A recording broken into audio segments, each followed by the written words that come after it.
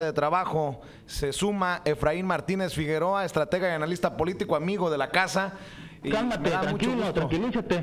Me da mucho gusto, Efraín, que sigas en Chicago, que aceptes nuevamente la invitación y vaya que si hay temas para platicar el día de hoy. Buenos días, Vicente. No, gracias por la oportunidad, el espacio.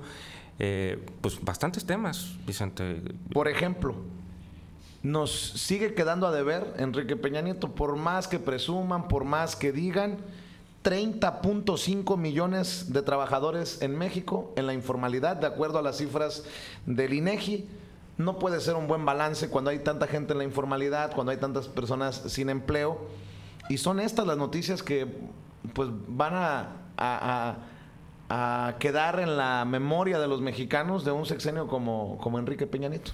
Y fíjate que se refleja en una última encuesta que acaba de levantar Consulta Mitofsky sobre la aprobación del presidente de la República, el actual, Enrique Peña Nieto, y los resultados casi llega al 67% de desaprobación. Contrario a lo de Andrés Manuel, ¿no? Contrario el 67% de aprobación, el 67% de desaprobación. 66.8% para ser exactos, según esta última encuesta de Consulta Mitofsky, en la evaluación y medición de la aprobación del presidente, sale con números negativos, una desaprobación de 67%, Vicente. Hemos nosotros preguntado qué hará Enrique Peña Nieto. Ojalá que podamos tener una claridad de qué es lo que va a hacer. El mexicano también, cuando pide que se acaben las pensiones de los expresidentes, es porque está cansado de ver a los expresidentes, cuando no hacen un buen trabajo, recibir todavía un premio del mexicano.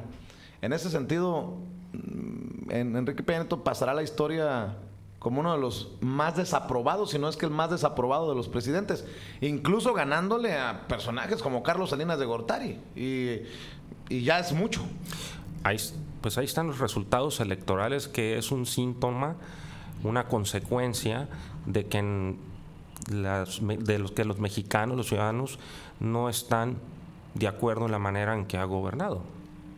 Tú puedes ver cómo en todo el país, desde el sur, el centro, el Bajío y el norte, pues Morena obtuvo resultados electorales, Andrés Manuel López Obrador,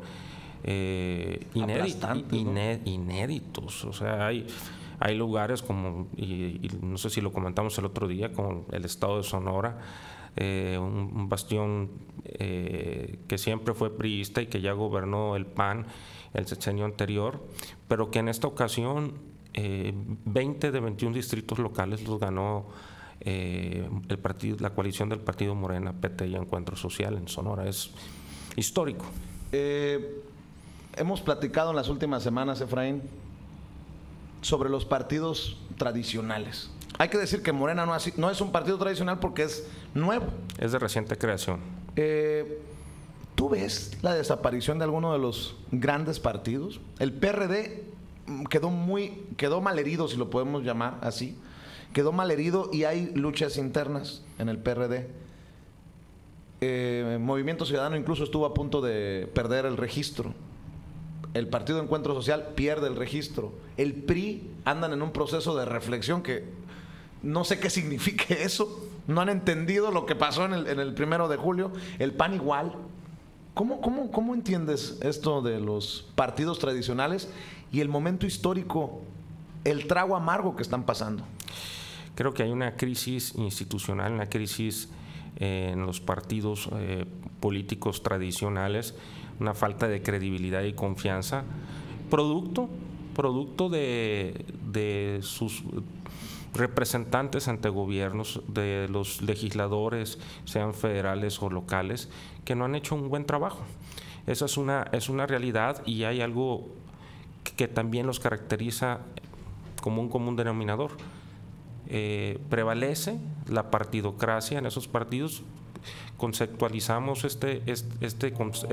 la partidocracia como el poder que tienen un grupo de personas para controlar los partidos políticos, y donde puedes ver familiacracia también, por decirlo así. Familias completas controlan partidos políticos, y siempre son las mismas personas las que están ocupando cargos públicos. Y yo digo que no entienden lo que no entienden porque no hay ni que hacer un proceso de reflexión en el PRI. A mí me parece una vacilada, me parece una tontería que digan que en el PRI se va a hacer un proceso de reflexión. Toño me acaba de poner una nota que es verdaderamente, y la conversamos si quieres, Toño, es verdaderamente lamentable, le debe de encabronar al mexicano. Yo sé que no eres mal hablado como yo, pero es una, y lo pone bien Toño, una culerada. Cálmate, tranquilo, tranquilízate. Por cada 21 mexicanos de a pie, gente honesta, trabajadora, gente humilde, comunes y corrientes, pues. Por cada 21 mexicanos hay un burócrata, cabrón. Y esto ha explotado con Felipe Calderón y con Enrique Peña Nieto. Tenemos demasiados burócratas, cabrón. O sea, se caen de la mata las razones por las que hemos llegado al 1 de julio de 2018 con una victoria aplastante de un partido de reciente creación como Morena, haciendo coalición con grupos hasta cierto punto pequeños, con partidos pequeños, el PT y el Partido Encuentro Social. Esto es precisamente lo que no entienden los partidos tradicionales. Gobiernos de burócratas, gobiernos que crean puestos, trabajos para amigos, compadres, protegidos, privilegiados. Ayer, Toño, ¿no? Platicábamos que casi 6 de cada 10 empleados del gobierno no hicieron concurso para... No, 2 de cada 100. O sea, de cada 100 empleados del gobierno, solamente 2 hicieron concursaron, hicieron su examen. 8 de cada 10. O sea, el 98% de los burócratas en estos momentos tuvieron palanca, Vicente. Así de grueso. Así de grueso está la cosa. Bueno, entendiendo eso, Toño, entendiendo eso, Efraín, pues ¿para qué se hacen pendejos con un proceso de reflexión en el PRI? ¿Para qué se hacen mensos en el PAN? Si esa es una de las mayores razones por la que la gente está hasta la madre. El 98% de los burócratas, de las personas que trabajan para el gobierno, no concursaron, por supuesto, son amigos de amigos, privilegiados, como lo decía, y la nota de hoy es aún más cabrona, que por cada 21 mexicanos comunes y corrientes hay un burócrata, o sea, una persona que está mamando del dinero de los mexicanos. Por eso estamos como estamos. Esto es resultado de la falta de oportunidades, de la creación de empleos, ¿sí? Porque hay una tendencia en las distintas regiones del país donde familias completas están esperando cómo poder ocupar un cargo público, pero no es porque van a ser servidores públicos, es porque están buscando una fuente de ingreso. Oye, Efraín, eso que lo estás mencionando, además hay que decirlo también, ¿qué tan mal estarán haciendo las cosas en el PRI? ¿Qué tan mal estará haciendo las cosas Peña Nieto? Que incluso esas familias que han estado mamando de las chambitas que le ha dado el PRI históricamente a muchas de esas familias, dijeron, no, cabrón, ahora votamos por Morena o votamos por López Obrador, quien se lleva la abrumante cantidad de más de 30 millones de votos en las pasadas elecciones. Imagínense, si esas familias que antes votaban por el PRI o por el PAN por conveniencia, porque de alguna manera sobrevivían con esa chambita que les daba el partido o los partidos, imagínate cómo estarán las cosas en México, que la gente dijo, pues muy mi chambita, muy lo que sea, muy el hueso, pero ni por eso voy a votar por estos cabrones. Yo creo que es más dramática la situación de la que habíamos incluso comentado o pensado. La realidad en México está superando enormemente a los intereses que había personales ¿Sabes cómo dices? La realidad está superando la ficción. ¿Sabes qué me acuerdo? Sí. De las películas de Damián Alcázar, La Ley de Herodes, El Infierno. No, pero es que la realidad está más cabrona que las películas. esas películas lo ilustran todo perfectamente. Yo, en cuanto a esa cifra que estamos dando, de que por cada 21 mexicanos hay un burócrata, esto nos da un promedio, y Efraín no me va a dejar mentir, un promedio de 2 burócratas por cada 10 personas, más o menos, ¿no? El 20% de los mexicanos son burócratas, ¿no? Pero si nos ponemos a pensar en estas últimas elecciones, 60% de los mexicanos votaron por López Obrador, a lo mejor, y hubo un 15%, si no me equivoco, Efraín, ¿es correcto? Un 15% que votaron por mí.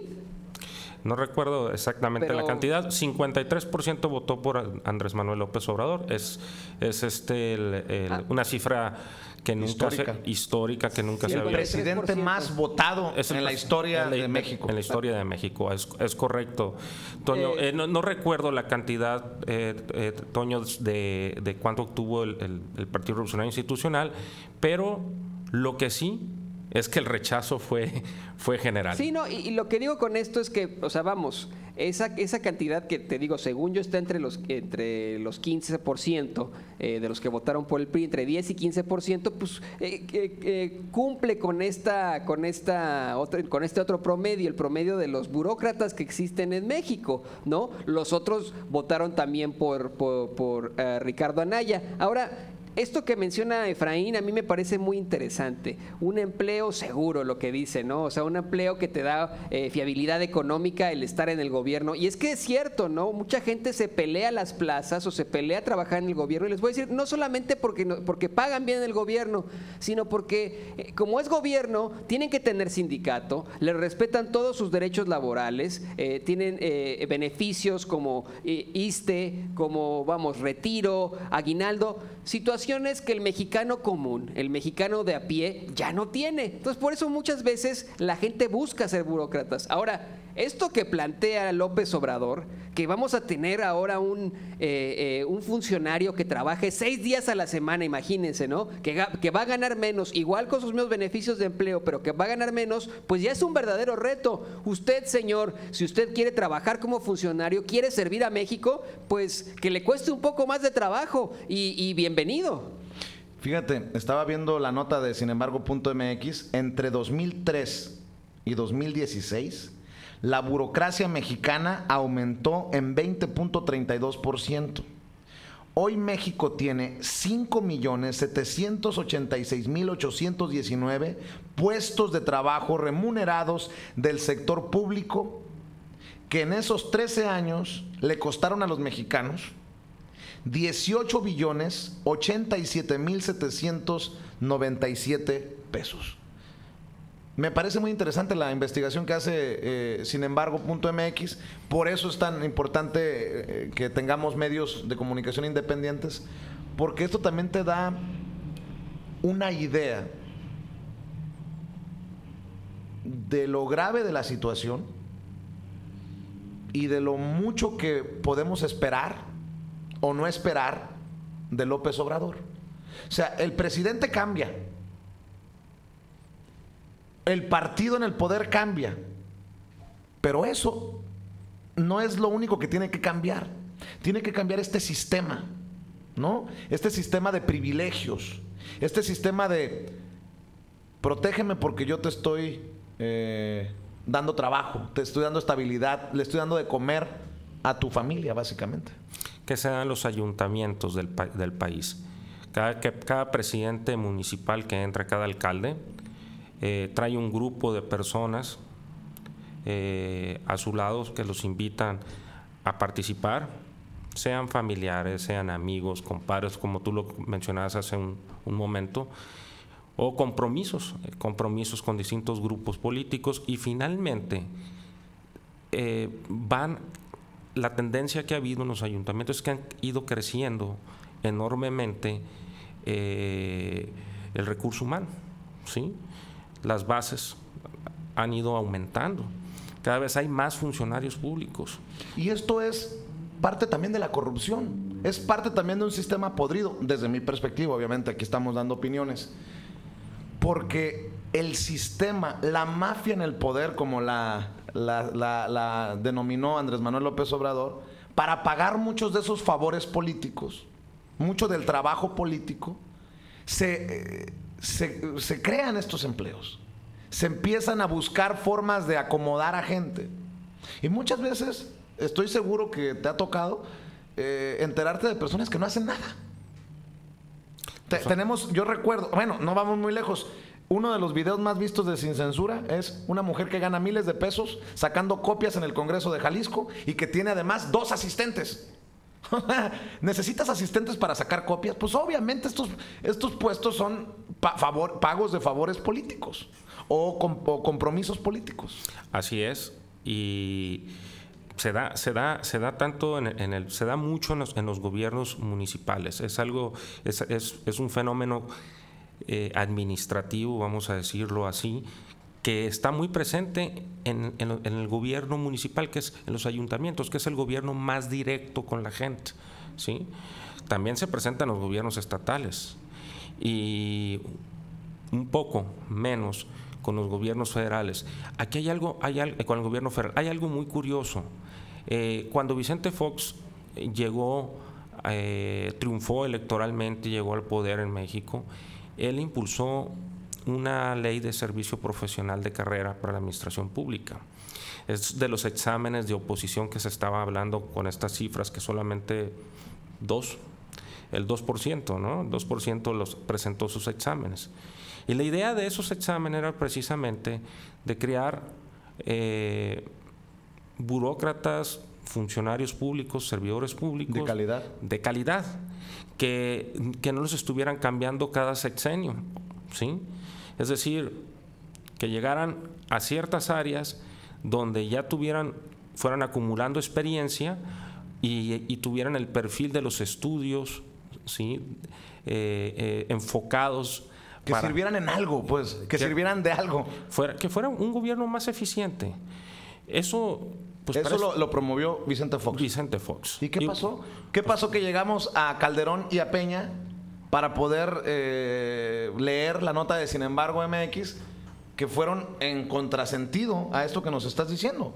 Porque lo que nos dice el reporte de Sin Embargo.mx, la investigación de Sin Embargo.mx, que se pasaron por el arco del triunfo estas cosas y se dedicaron a repartir, a contratar. Ahora, eso no es en el gobierno federal, pero en la mayoría de los estados de la República y municipios no existen leyes de servicio profesional de carrera. Entonces ahí hacen lo que quieren.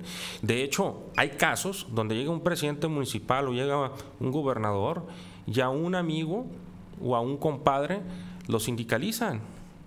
O sea, lo meten como trabajadores de base para obtener ciertas prestaciones. Y es que eso no tiene, o sea, vamos, o sea, nos molesta a todos nosotros, pero no es raro, o sea, seguramente usted en casa, y aquí lo hemos platicado varias veces, si usted pone un taller mecánico o un despacho de contadores o etcétera, pues va a buscar hacer esos negocios con su familia. Aquí Sin Censura, pues es un negocio es un negocio familiar. El director de este espacio es Vicente, es mi amigo, yo participo en esto, somos amigos, vamos, pero hay una diferencia impresionante, abismal, entre lo que es la inversión privada con lo que es exactamente la inversión pública. En la inversión pública todos somos hermanos, por decirlo así, claro. ¿No? Todos somos mexicanos, y para obtener ese tipo de trabajos que tienen muchos beneficios, pues evidentemente todos tendrían que pues concursar. Quiero hacer una fe de ratas, Vicente. Hace unos momentos dije que era el 20%, me equivoqué. Si son 21, por cada 21 mexicanos hay un burócrata, eso nos da que en realidad es el 5%. Es una fe de ratas, lo siento. Muy mal en mis matemáticas, en mi estadística. Le pido una disculpa a usted, público consentidor, y a todos esos policías de las matemáticas. Oye, Toño, yo pregunto, Efraín, Toño, ¿podríamos aspirar los mexicanos a que en el nuevo gobierno, y esto es lo que tiene que vigilar el ciudadano de a pie? Ayer hablábamos de corresponsabilidad, Efraín. Perdón. Esto es lo que tiene que cuidar el ciudadano, que el nuevo gobierno verdaderamente transforme el sistema para que funcione mejor.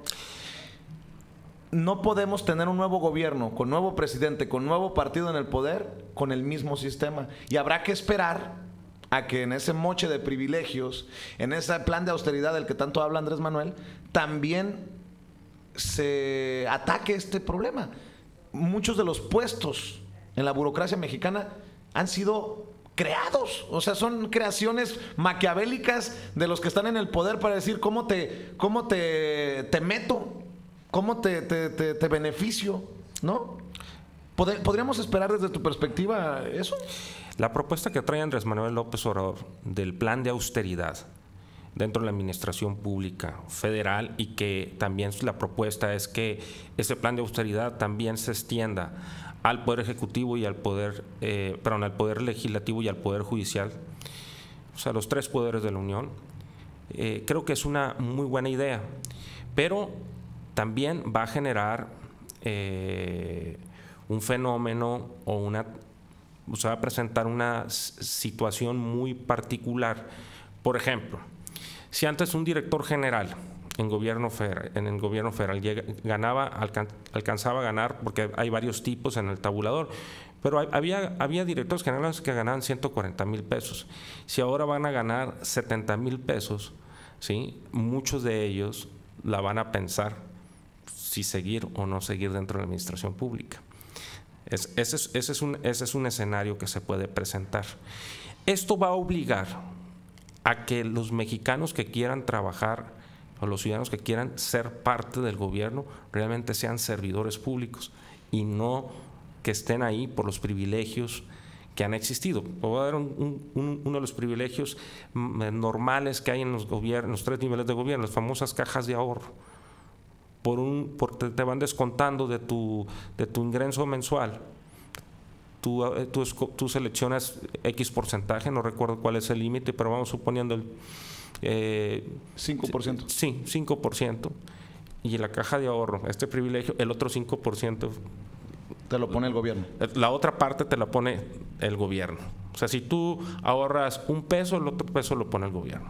Entonces, imagínate si eso en grandes cantidades, en 6 años, pues son grandes sumas de dinero, ¿sí?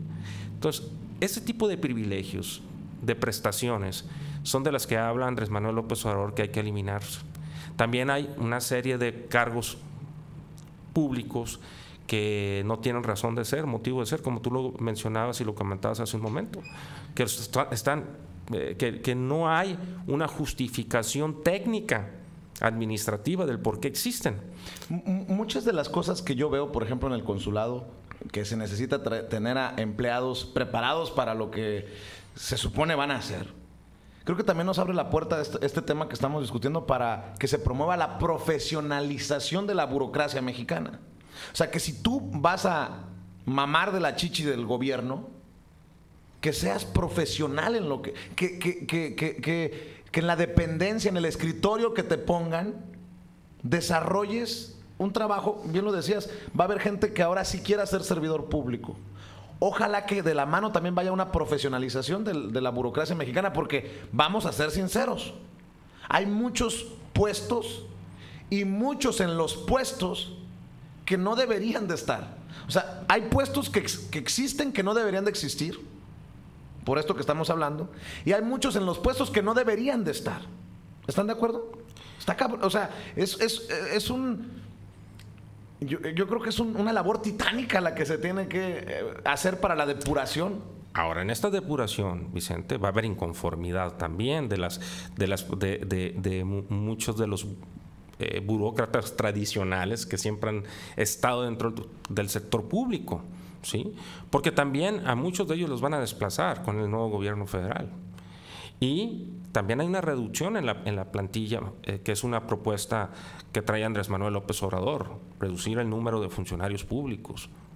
Entonces hay una redimensión dentro de la administración pública federal que ha sido propuesta, indistintamente de eliminar los privilegios, ciertas prestaciones de los funcionarios públicos y los ingresos, reducirlos a X porcentaje. Entonces, esto, Vicente, tiene un escenario positivo y un escenario negativo. El positivo vamos por el cambio dentro del sistema de gobierno para que lleguen personas que realmente quieran servir a la sociedad, que realmente sean servidores públicos. Eso es lo positivo. Lo negativo es que muchas personas que entraron a las campañas políticas electorales entraron con el fin de obtener un empleo. Y Por muchos eso te de digo que hay que cambiar el sistema, porque si en Morena también se hicieron las cosas así, pues, estaría mal. Y muchos de ellos no tienen ni el perfil, ni la capacidad, ni la experiencia para ocupar ciertos cargos en el gobierno. Y es ahí donde el nuevo gobierno federal de Andrés Manuel López Obrador debe tener una lupa y un marro en el escritorio en el decir, ¿sabes qué? Este no puede entrar porque no cumple con los requisitos. Pero hay que ser cuidadosos porque también en esto López Obrador ha sido claro, el reconciliar a México, el evitar, ya pasó la campaña, dijo en el discurso allá en Ciudad Juárez, que no se pase factura, tú eres del PRI, no, tú eres del PAN, sí, porque así se ha manejado la burocracia. No vamos muy lejos, en los consulados, cambia de PRI a PAN y todos los cónsules de alguna manera son distintos, son del partido en el poder, y entonces no se puede seguir jugando en la burocracia a ese juego, ¿no? Déjame decirte algo importante. En el servicio profesional, en la ley de servicio profesional de carrera, es claro que los puestos más altos son seleccionados directamente por el jefe político, es decir, por el presidente estamos hablando de la Administración Pública Federal. El presidente de la República puede nombrar secretarios, subsecretarios y hasta oficial mayor. De directores generales hacia abajo, hasta jefe de departamento, directores de área, subdirectores generales, subdirectores de área, jefes de departamento, coordinadores, tienen que hacer, por ley, un examen de oposición, que es un examen primero hay un examen de conocimiento, y que son exámenes muy rigurosos. Tienes que estar sumamente preparado para el cargo que tú estés postulándote. Y aparte, te hacen un examen que tiene que ver con la experiencia. ¿Qué tanta experiencia tienes para el cargo que tú estás tratando de aplicar, para el que estás concursando? Y el último es un comité técnico, así lo dice la ley, que evalúan incluso a través de estudios psicológicos y de habilidades de desarrollo del pensamiento, etcétera, etcétera, de habilidades de cada persona para saber si realmente puedes cumplir. Y ese comité técnico es el que finalmente decide quién se queda. Así lo establecen por lo general. ¿No está funcionando entonces este proceso? No está funcionando, pero debería. Y no solamente debería estar en el gobierno federal, que hay una ley, sino también debería haberlo en cada municipio y estado y gobiernos estatales. Claro. No, y sabes qué, vamos, o sea, aunque no esté funcionando esto y que siguen imponiendo, porque eso es lo que siempre pasa, ¿no? Directores después de las campañas, o sea, siempre cambia el director de cada dependencia gubernamental, de los mismos consulados, tan pronto cambia el sexenio después de las elecciones, etcétera, etcétera, ¿no? Creo que esta vez, y esta es mi humilde opinión, creo que esta vez es muy necesario un cambio. Creo que esta vez sí no se pueden quedar los mismos cónsules, al menos en el caso de aquí de Estados Unidos, de los consulados mexicanos en Estados Unidos. Creo que debe haber una depuración absoluta, una purga en nuestras representaciones diplomáticas en Estados Unidos. Ya hemos visto que no nos representan y es muy necesario que se cambien. O sea, no se pueden quedar los mismos cónsules ya, definitivamente. Vamos a cambiar de tema si